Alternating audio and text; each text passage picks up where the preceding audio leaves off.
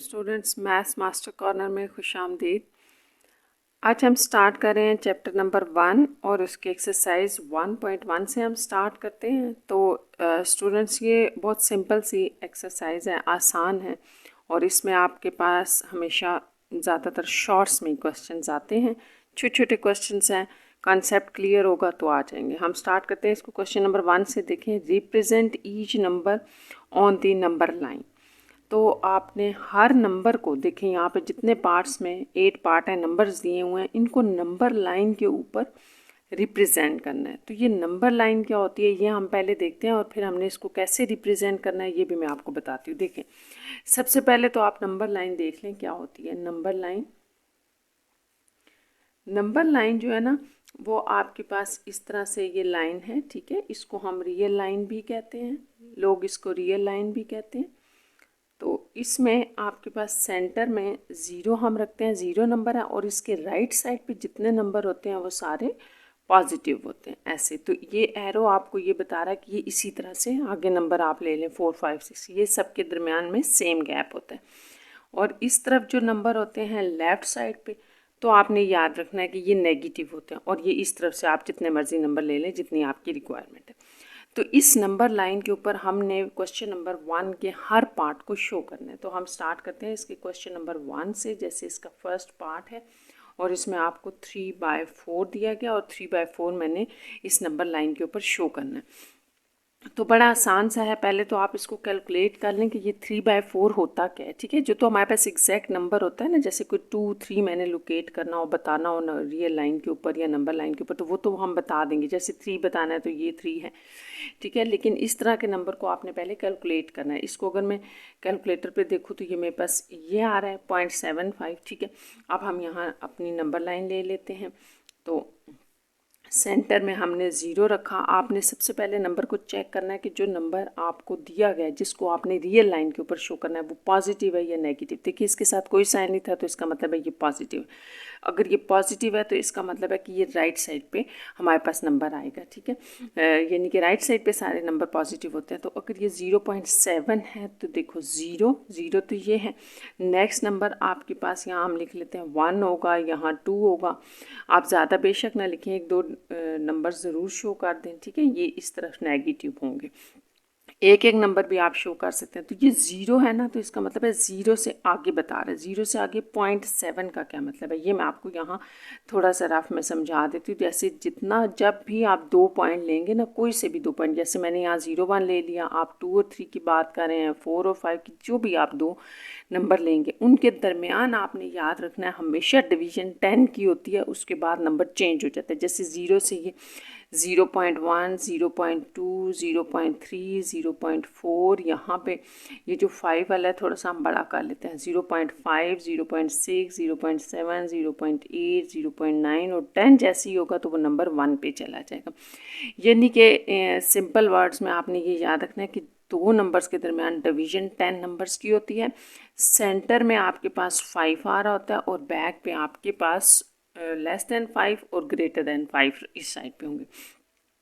तो अगर यहाँ पर भी इसी तरह डिवीजन है और मैं यहाँ पर थोड़ा सा ना इस तरह से डॉटेड में, बेशक आप इसको शो कर लें कि ये सेंटर है दोनों का, तो आपने 0.7 बताना है। 0 तो हो गया ना, अब 7 का क्या मतलब है वो मैंने आपको बताया था कि 2 नंबर्स के दरमियान में 10 पार्ट्स होते हैं, 10।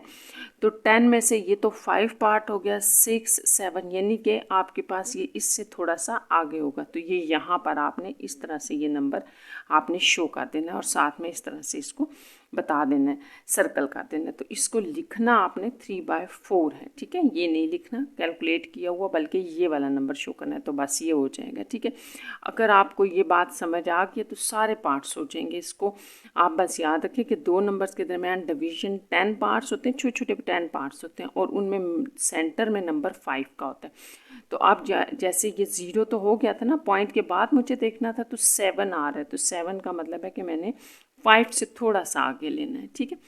इस तरह से ये हो जाएगा। अब आप देखें सेकेंड पार्ट, इसको आपने कैसे करना है, सेकेंड पार्ट है -1/3।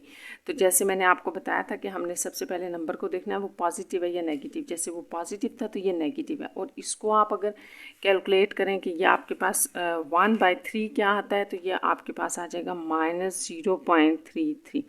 तो अब ये भी बहुत आसान हो गया है। देखें, अगर मैं यहाँ 0, अब ये नेगेटिव की बात हो रही है ना, तो आप इस तरफ नंबर लगा लें, -1 -2, यहाँ पर भी थोड़े से नंबर आप शो कर दें। ये अब मुझे बताना है 0 से, ये 0 रहा, इससे आगे 0.3। 0.3 का क्या मतलब है, ये जैसे मैंने आपको अब ये भी बताया था कि दो नंबर्स की डिवीजन में आपने याद रखना है कि उसके बीच में कितने होते हैं, 10 नंबर्स होते हैं, सेंटर में 5 होता है। तो जब 5 है तो ये 0.3 की बात हो रही है, तो 3 का मतलब है कि 0 से आगे 1 2 3, यानी कि इस तरह से आपने नंबर लेना है। तो 0 से अगर मैं यहाँ पर एक ऐसे लाइन शो कर दूँ जो कि आपकी, आप बेशक इसको लिख दें 0.5 है, ये हाफ नंबर है इन दोनों के दरमियान, और ये 0.3 है। तो 0.3 जो है वो 0.5 से तो कम ही होगा ना, तो ये यहाँ पर आप इसको इस तरह से लोकेट करते हैं, -1/3 ऐसे, इसको आपने ऐसे लिखना है। अब ये नेगेटिव था तो इसलिए हमने 0 से लेफ़्ट साइड पे इसको बताना है, ये माइनस नंबर 0 से लेफ़्ट साइड पे आएगा, ठीक है। और ये हमारे पास जो 5 होता है ना, नंबर 5, हमने अभी डिस्कस किया है कि दो पॉइंट्स के दरमियान 5 जो होता है वो सेंटर पॉइंट होता है। तो 5 से लेस नंबर पर, क्योंकि जब आप इधर से मूव करेंगे तो 1 2 3 4 5 6 7 8 9 10 ऐसे ही पढ़ेंगे ना, तो 5 से 3 पीछे ही होगा, तो इसलिए हमने ये इसको इस तरह से कर लिया। इसी का थर्ड पार्ट देखें, 4 1/2। तो ये एक पॉजिटिव नंबर है क्योंकि इसके पीछे प्लस है, इसको हम सॉल्व कर लेते हैं। 4 2 8 और 1 9/2 होगा, और 9/2 को आप क्या कहते हैं, 4.5। तो ये भी बड़ा आसान सा है। यहाँ पर आप लगाएं 0, ठीक है। अब ये एक पॉजिटिव नंबर है तो आपने पॉजिटिव वाली साइड पे जाना है। 1 2 3 4, इसको थोड़ा और बढ़ा लेते हैं, ये 5, ठीक है। ये सब के दरमियान डिवीजन सेम होती है, जितना ये यहाँ से है यहाँ से यहाँ तक ये इस तरह से होता है, और इस तरफ आप 1 2 नंबर शो करते हैं। ये आ गया। अब हमने बताना है 4.5। जैसे पीछे 0 था ना, 0.3 0.7, तो आप 0 से आगे मूव कर रहे थे। अब ये 4.5 है तो इसका मतलब है आपने 4 से आगे मूव करना है। अब मैं 4 तो मैंने ढूंढ लिया, ये है मेरा 4 से आगे मैंने कितना जाना है, तो 0.5। तो मैंने आपको बताया था 5 तो सेंटर होता है दो पॉइंट्स के, तो 4 और 5 का जो सेंटर है वो बेसिकली 5 होगा, ठीक है। पार्ट्स होते हैं ना बीच में, 1 2 3 छोटे छोटे पार्ट्स में डिवाइडेड होता है, तो सेंटर 0.5 है। तो ये आपका 4.5 है, जिसको हम 4.5 ऐसे करके लिखेंगे और साथ में यहाँ एक सर्कल बना देंगे, ठीक है। तो ये आपको होपफुली समझ आ गया होगा, दोनों के सेंटर में होगा 4.5। अब हम नेक्स्ट पार्ट की तरफ चलते हैं जो कि आपका है पार्ट नंबर 4, ठीक है। 4 पार्ट देख लेते हैं। -√8 ये है, इसको भी आपने उसी तरह से जैसे मैंने बताया था कि आपने इसको कैलकुलेटर के ऊपर कैलकुलेट करना है। सबसे पहले माइनस साइन है, √8 आप कैलकुलेटर के ऊपर जब कैलकुलेट करेंगे तो ये आपके पास आ जाएगा 2.82। इसको आप देख लें, ठीक है। ये आ गया। अब ये हमारे पास नंबर लाइन के ऊपर कैसे होगा, इस लाइन को ना थोड़ा आप स्केल से लगा लिया करें, यूँ होगा, ठीक है। और ये नेगेटिव नंबर है तो हमने इस तरफ इसको देखना है, -2 -3 तक ले लें, क्योंकि 2 है पॉइंट, ये आपके पास 2 आ रहा है -2, तो इसका मतलब है -2 से हमने आगे जाना है। और इधर आप ये 2 नंबर लिख लें। तो ये क्या बता रहा है, -2 हमें मिल गया। इससे आगे हमने कहाँ तक जाना है, 8।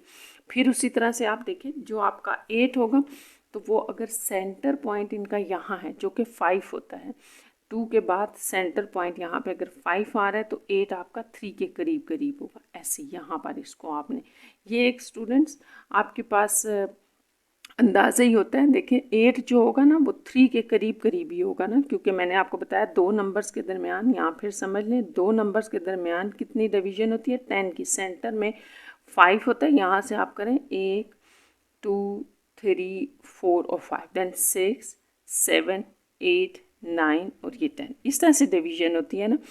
तो मुझे 2 तो मिल गया, -2। अब मैंने इसका 0.8 भी देखना है, तो देखें 5 यहाँ तक, 6, 7, 8, तो ये पॉइंट यहाँ पर कहीं यानी कि 3 के कहीं करीब होगा। तो इस तरह से आपने इसको लोकेट करना है। तो -√8 बस ये हो गया यहाँ पर।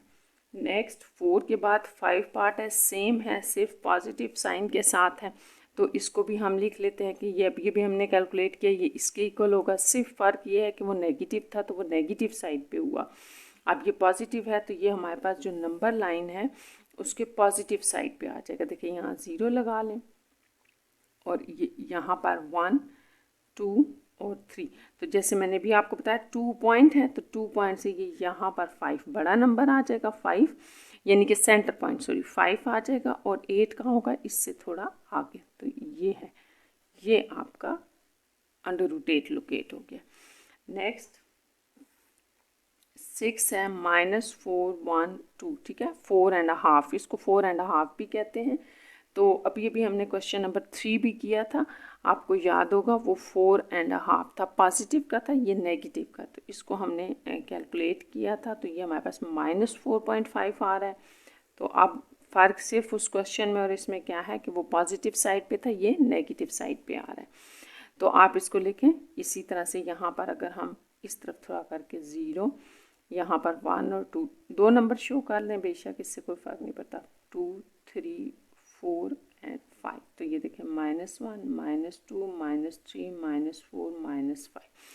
तो जैसे मैंने आपको बताया था -4, तो ये रहा हमारा -4 और 0.5 का मतलब है कि दोनों के सेंटर में, 5 तो सेंटर में होता है ना, तो ये वैसे ही सेंटर में आ जाएगा। तो ये वो पॉइंट है जिसको हम -4.5 कह रहे हैं, ठीक है। एक तो आपने इसको इस तरह से देखा, -4.5 मैंने आपको बता दिया, 4 से आगे आप हाफ पे चले जाएं।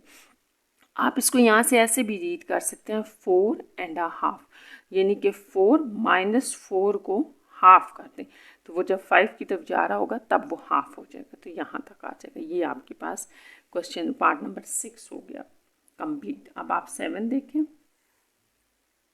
7 1/3 है, तो इसको भी हम देख लेते हैं। 1/3 आपके पास क्या होता है, इसको आप कैलकुलेट करें तो ये आपके पास है 0.33, ठीक है। ये इस तरह का भी हम क्वेश्चन पार्ट नंबर 2 में कर चुके हैं। तो इसमें और उसमें क्या फ़र्क है, यहाँ पे प्लस आ गया, उसमें माइनस था।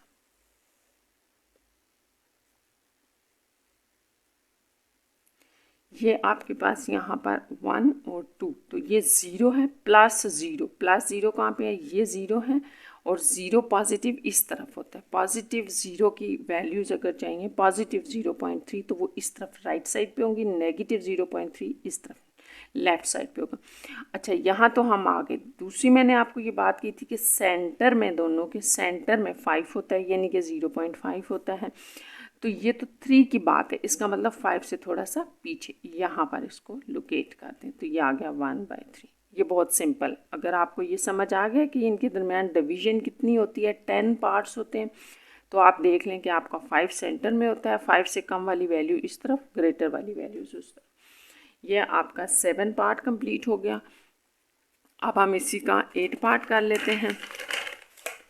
8 पार्ट में भी आपके पास इसी तरह से एक नंबर दिया गया है -7/8। तो -7/8 को आप चेक कर लें, ये आपके पास आ जाएगा -0.875, ये आ रहा था, ठीक है। तो सबसे पहली बात तो ये कि ये आपके पास नेगेटिव साइड पे आ रहा है, तो हम इस तरफ देख लेते हैं -1 -2। अब ये -0 की बात हो रही है, यानी कि 0 से आपने लेफ़्ट जाना है। अब कहाँ तक जाना है, ये 8 आ रहा है। 8 का मतलब है कि अगर आपका सेंटर यहाँ पे आ रहा है 5 तक, तो 8 किधर होगा, वो इसके करीब होगा, तो ये यहाँ पर आपने इसको लगा देना, ठीक है। सेंटर से थोड़ा सा आगे, क्योंकि आपने 0 से मूव कर रहे हैं, तो 1 2 3 4 5, सेंटर 5 होता है, फिर 6 7 8, यानी कि -1 से थोड़ा सा पीछे 8 और 9 दोनों होते हैं, तो आप 8 यहाँ पे इस तरह से बता दें। अब हम नेक्स्ट चलते हैं। ये आपका क्वेश्चन नंबर 1 के सारे पार्ट्स कंप्लीट हो गए। नेक्स्ट हमारे पास है स्टूडेंट्स क्वेश्चन नंबर 2, और इसमें है identify the property and justifies. तो आपने यहाँ पर कुछ प्रॉपर्टीज़ यूज़ की गई हैं, आपने ये बताना है कि ये कौन सी प्रॉपर्टी है, ठीक है। और ये कैसे जस्टिफाई हो रही है, कैसे ये इसके इक्वल आ रहा है, ये भी बताना है। तो हम इन प्रॉपर्टीज़ को करने से पहले हमने यहाँ पर बेसिकली स्टूडेंट सिर्फ नाम लिखने हैं कि कौन सी प्रॉपर्टी है। तो उसको करने से पहले आप अपने पेज नंबर इस पे आ जाएं, पेज नंबर 10 पे। तो यहाँ पर सारी जो हैं वो प्रॉपर्टीज़ दी हुई हैं, इनको हम पहले डिस्कस कर लेते हैं और वहाँ पे हमने सिर्फ इनके नेम्स लिखने हैं, ठीक है। तो सबसे पहले मैं आपको बता दूँ प्रॉपर्टीज़, ये जो आपके एक्सरसाइज 1.1 में यूज़ हो रही हैं, यहाँ पर आपके पास दो तरह की प्रॉपर्टीज़ हैं। Properties of the real numbers होंगी और प्रॉपर्टीज़ यहाँ पर यानी कि इक्वालिटी की प्रॉपर्टीज़ हैं। ये देखिए इक्वल लगा हुआ है बीच में, तो ये सारी इक्वालिटी की प्रॉपर्टीज़ हैं। और हमने आगे इनइक्वालिटीज़ की भी देखनी है ताकि फिर आपके फर्दर जो क्वेश्चन है 3, 4 वो उनसे सॉल्व होंगे। तो सबसे पहले आप देखें, ये आपने छोटी क्लासेस में भी देखी होंगी, वही प्रॉपर्टीज़ हैं। क्लोजर प्रॉपर्टी है। क्लोजर प्रॉपर्टी आपके पास क्या होती है, अगर आप रियल नंबर में से 2 नंबर लेके ऐड कर रहे हैं तो वो दोबारा उसी सेट के अंदर चले जाएंगे। जैसे यहाँ पे उसने कहा रियल नंबर का सेट है 6 और 4 आपने लिया, उनको ऐड किया 10, 10 भी आपके पास इसी सेट के अंदर आता है। तो इसको आप कहते हैं closure property with respect to addition. तो यही मल्टीप्लिकेशन में भी होती है। जैसे आपने यहाँ दोनों को ऐड करके रियल नंबर शो किया, इसी तरह यहाँ पे दोनों को मल्टीप्लाई करें वो रियल नंबर में शो होगा, ठीक है। ये आपको क्लियर होगी, साथ आगे एग्जाम्पल भी दी हुई है। कम्यूटेटिव प्रॉपर्टी क्या होती है कि अगर आप 2 नंबर ले लें, पहले नंबर को पहली पोजीशन पे रख के दूसरे में ऐड करें और यहाँ पे दूसरे नंबर को आप पहली पोजीशन पे रख के ऐड करें तो इनका आंसर सेम होता है और इसको हम commutative property with respect to addition कहते हैं। और यही रूल मल्टीप्लिकेशन में है कि उनकी पोजीशन चेंज करने से कोई फ़र्क नहीं पड़ेगा। आप साथ इसकी एग्जाम्पल चेक कर सकते हैं। एसोसिएटिव प्रॉपर्टी आपके पास ये होती है कि अगर आपके पास 3 डिफरेंट नंबर हैं, एक को आप बाहर रखते हैं और 2 को पहले सॉल्व करते हैं, दोनों को सॉल्व करके उसके आंसर को तीसरे में ऐड करें, तो जो इसका रिजल्ट होगा वो इसके इक्वल होगा। यानी कि आपने पहले 2 को आंसर लिया है, सॉल्व किया और फिर तीसरे में ऐड किया। तो ये आप यहाँ एग्जाम्पल से बहुत आसानी से इनको समझ सकते हैं, ठीक है। साथ साथ नंबर्स की एग्जाम्पल्स भी दी हैं। यही associative property with respect to addition है और फिर यही property with respect to multiplication भी है। मल्टीप्लिकेशन में भी नंबर्स को आगे पीछे करने से कोई फ़र्क नहीं पड़ेगा। इसी तरह एडिटिव आइडेंटिटी आपके पास क्या होती है, आपके पास जो एडिटिव आइडेंटिटी होती है वो 0 को कहते हैं। इसका मतलब होता है कि आप कोई भी रियल नंबर ले लें, उसमें आप क्या ऐड करेंगे कि वही रियल नंबर दोबारा आ जाए। तो ऐड करने की बात हो रही है ना, जैसे मेरे पास 5 है लेट्स सपोज, तो मैं 5 में क्या ऐड करूँगी दोबारा वो फिर 5 ही आ जाए, तो ऑफकोर्स 0 ही है। तो इसका मतलब कि 0 हमारा एडिटिव आइडेंटिटी है।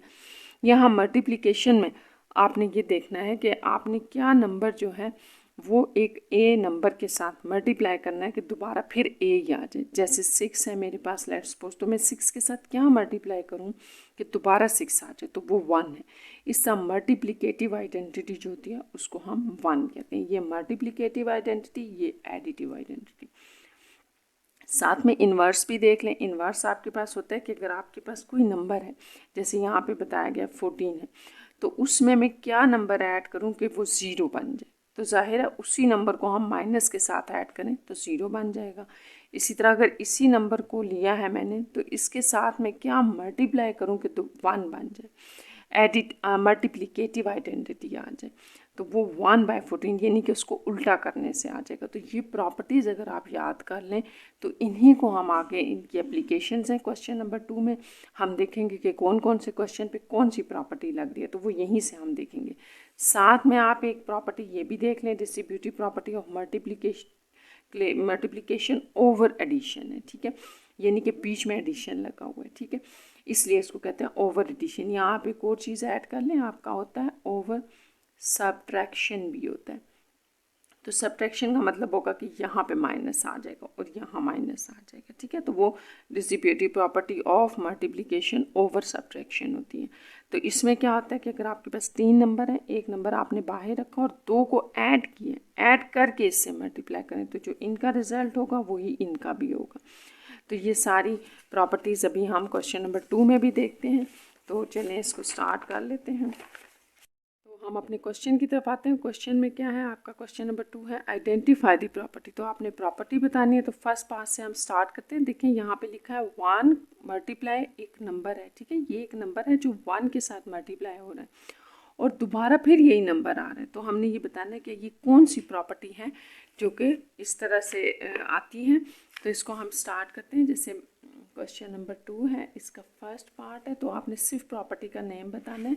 तो अभी अभी हमने जैसे प्रॉपर्टीज़ देखी थी पेज नंबर 10 पे, तो मैंने आपको बताया था कि जब भी 1 के साथ कोई नंबर मल्टीप्लाई हो और वो नंबर दोबारा आ जाए तो वो मल्टीप्लिकेटिव आइडेंटिटी होती है। तो आपने इसको यूँ लिख लेना है,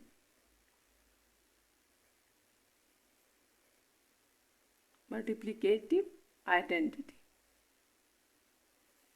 इसको आप यूँ भी लिख सकते हैं, मल्टीप्लिकेटिव आइडेंटिटी है, ठीक है।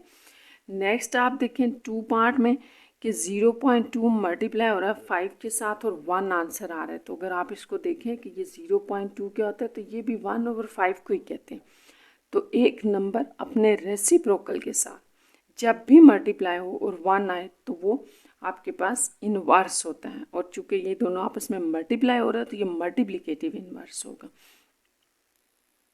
तो इसको आप फिर देख लें, मैं समझा देती हूँ कि एक नंबर जब अपने रेसिप्रोकल अपने उल्टे के साथ मल्टीप्लाई हो रहा है, ठीक है, तो रिवर्स के साथ अपने के मल्टीप्लाई हो रहा है और 1 दे रहा है, तो ये आपके पास कहलाएगा मल्टीप्लिकेटिव इनवर्स। तो इसका मतलब हुआ कि ये आपके पास आ जाएगा मल्टीप्लिकेटिव इनवर्स, ऐसे लिख लें इसको। थर्ड में है कि अगर x+2 पहले आप ऐड कर लें, ठीक है, x+2 और इसमें प्लस करें y, यानी कि आप यूँ समझ लें कि ये एक नंबर है, ये एक प्लस हो रहा है सेकेंड नंबर में। अब हमने सेकेंड को इधर रख दिया और फर्स्ट को दूसरी पोजीशन पे रख दिया। तो आपको याद होगा ये हमने कहा था कि जब भी a+b या b+a हो तो वो आपके पास होता है कम्यूटेटिव प्रॉपर्टी। अब जैसे कि बीच में एडिशन है तो विद रिस्पेक्ट टू एडिशन आ जाएगा। तो इस तरह से हम यहाँ थर्ड पार्ट में इसको लिखेंगे, commutative property with respect to addition, ठीक है। ये विद रिस्पेक्ट टू आपने ज़रूर लिखना है क्योंकि ये विद रिस्पेक्ट टू मल्टीप्लिकेशंस भी होते हैं। अगर यहाँ पे मल्टीप्लाई में लगा तो वो विद रिस्पेक्ट टू मल्टीप्लिकेशन हो जाएगी, ठीक है।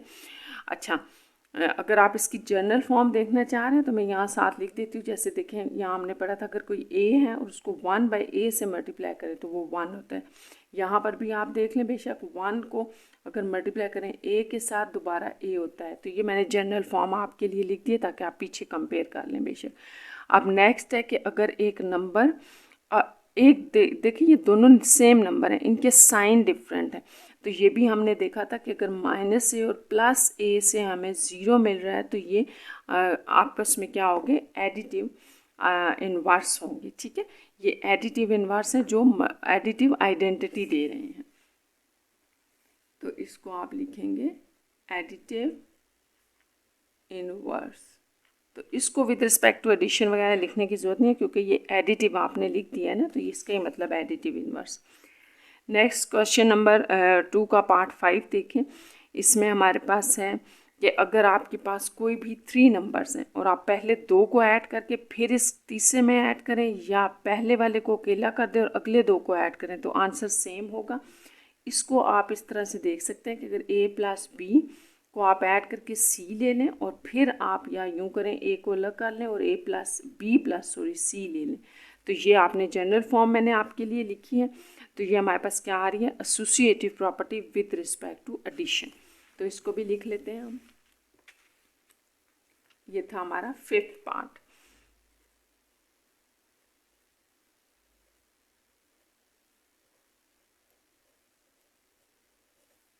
विद रिस्पेक्ट टू एडिशन थी। नेक्स्ट देखते हैं हम, हमारे पास जो 6 पार्ट है वो क्या है। तो 6 पार्ट में भी हमारे पास एक नंबर बाहर है और 2 आपस में सब्ट्रैक्ट हो रहे हैं। तो ये मैंने आपको लास्ट में प्रॉपर्टी बताई थी कि अगर इस तरह से हो a × b + c = ab + ac, ठीक है। ये प्रॉपर्टी आपके पास लिखी हुई थी जिसको हम कह रहे थे डिस्ट्रीब्यूटिव प्रॉपर्टी ऑफ मल्टीप्लिकेशन, क्योंकि यहाँ मल्टीप्लिकेशन है, मल्टीप्लिकेशन ओवर एडिशन, ठीक है। लेकिन यहाँ पर ये माइनस लगा हुआ है, यहाँ प्लस नहीं है, ये माइनस है। तो ये क्या हो जाएगी, डिस्ट्रीब्यूटिव प्रॉपर्टी। मैं लिख देती हूँ इसको,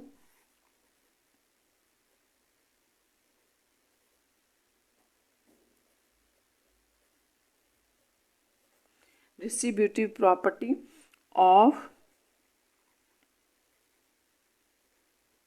मल्टीप्लिकेशन ओवर सब्ट्रैक्शन। तो ये आपने याद रखना है कि ये यहाँ पर मल्टीप्लिकेशन ओवर सब्ट्रैक्शन थी, जबकि आपकी बुक में जो है वो ओवर एडिशन दी हुई थी। तो यहाँ पर ये आपके क्वेश्चन नंबर 2 कंप्लीट हो गया है।